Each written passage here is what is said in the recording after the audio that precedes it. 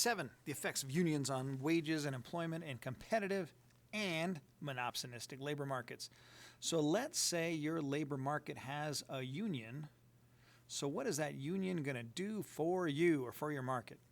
So unions have some goals designed to get their workers kind of better wages, better conditions, more stability, and let's see which of these kind of work best is what we're going to look at here.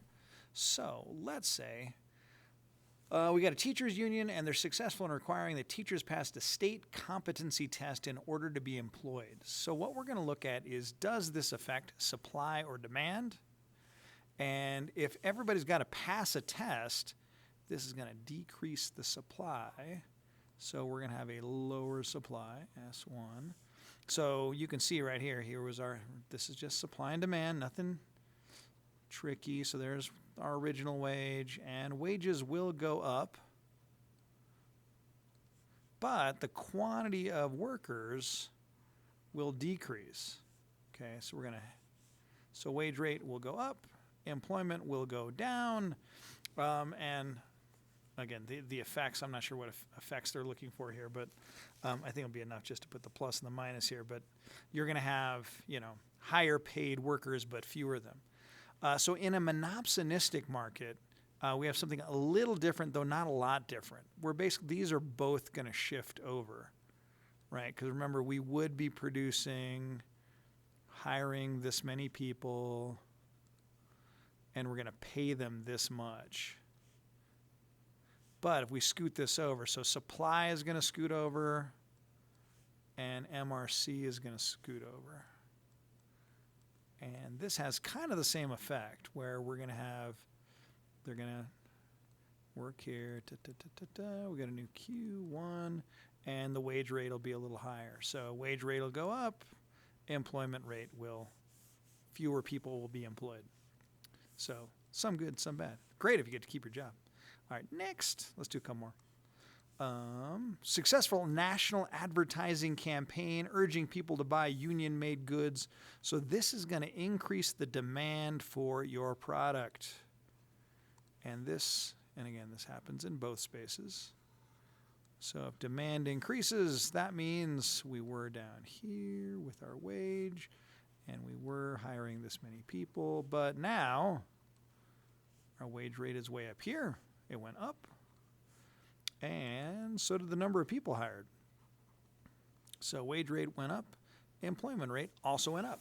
So more people hired, and those people who got hired, they're making even more money. Same thing over here. We produce where we would be paying this wage. My bad. Back up. Sorry, we'd be hiring this many people. Go down first, and that's the wage we'd be paying or getting paid.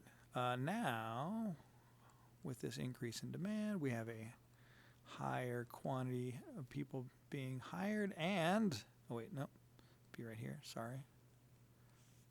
And they'd be getting paid more money. So same deal. All right.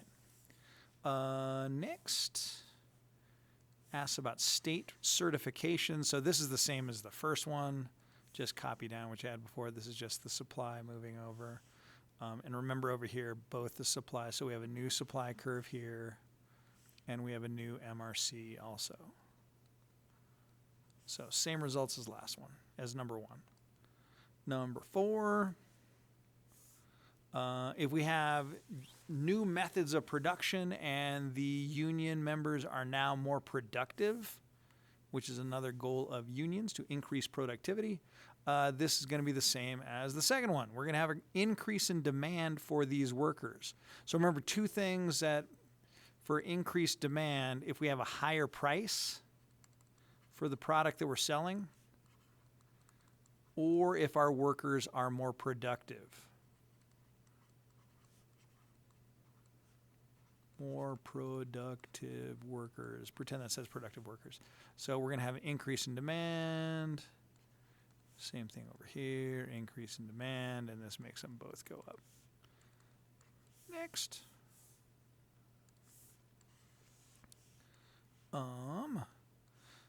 If the labor union promotes national legislation to increase quotas or tariffs on foreign competitors. So if you make your foreign competition more expensive, and remember your foreign competition is a substitute for your good, if the price of a substitute is higher, you're going to have increased demand for that product. So if you can increase the demand for the product, you increase demand for the workers that are selling the product, that are creating the product rather. So same deal, both going up. Da, da, da, da, da. Almost. Cruising right along here. All right, so if we get a minimum wage, we don't move the supply and demand. So this is the government coming in and sort of changing things for us. So minimum wage, I'm making a mess. So minimum wage right here above the equilibrium, right? We're going to have this minimum wage right here. And we going to have this new wage. We used to hire this many people though. And what's going to happen is this is going to lower the number of people employed. Again, it depends on how elastic that demand is or inelastic that demand is. So the wage rate is going to go up, but the number of people employed is going to go down. So here, remember, we're gonna hire this many people, and we're gonna pay them this much. So the minimum wage is gonna be somewhere above here, right? It's gonna go up. But here's the thing: if it's in this range right here, if it hits right here somewhere, right, we're gonna have a higher wage because it's going to have to be higher because that's what the government says. If we're going to pay that wage, they are going to produce, or they're going to hire right here at this quantity. If the wage, though, is way up here, they're going to pay that wage, but they're going to hire fewer people. So it kind of depends. So number of people employed, kind of hard to say. If it goes up above that MRC on the demand curve, then we're going to hire fewer people. If it is somewhere below that MRC, they're going to hire more people. So is the minimum wage a good thing in a monopsony? Maybe. Hard to say. Number 7. Let's see, and the rest of these are going to be kind of familiar. Labor union signs an agreement with employers that forces them to hire only union members who've gone through the union's apprenticeship program. So if we're only hiring certain workers, this is going to decrease supply.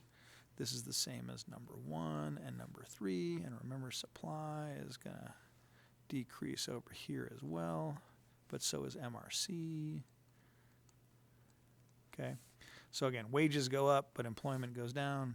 Wages go up, employment goes down. And then, is that the last one or is there one more? That was the last one. That's it. That's all there is. All right. Easy enough. Bye, everybody.